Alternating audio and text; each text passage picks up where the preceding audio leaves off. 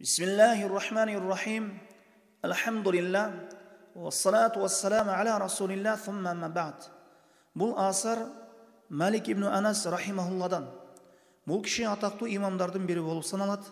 Хадис илімінің имамы, жана сүннет илімінің имамы, жана мухаддис, хадис риваят қылушы, Малики мазхабының негіздеушісі, жана Дарул Хижра имамы.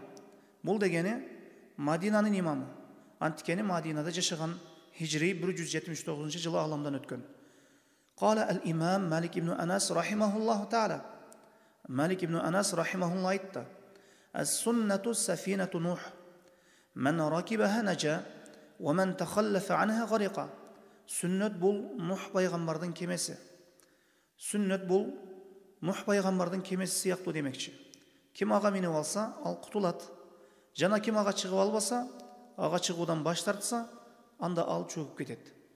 Бұл салыштыру өте бір ұлы салыштыру. Өткен салихиндер сүннетті қармануны құтылу деп білішкен. Ошондуктан дайыма сүннетті қарману керек. Сүннеттен алыс болған адамдардың көптік санына қарап жашоону таразалабай, ар бир нерсени сүннет менен таразалоо керек. Анткени сүннетті қарману бұл құтылу. Сүннеттен баш тартуу бұл инсан өзін зиянға таштагандан башка нерсе эмес. Ким болса болсын, ал алым болсын, жөнөкөй инсан болсын, ким болосуна карабастан, анын сөзү амалы сүннөткө дал келсе алынат. Сүннөткө дал келбесе ташталат.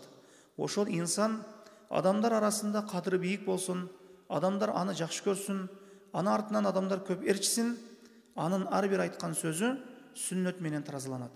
Пайгамбар саллаллаху алейхи вассаламдын сүннөтүнө дал келсе алынат, болбосо ташталат. Валлаху алам. وصلى الله على محمد وعلى آله وصحبه وسلم.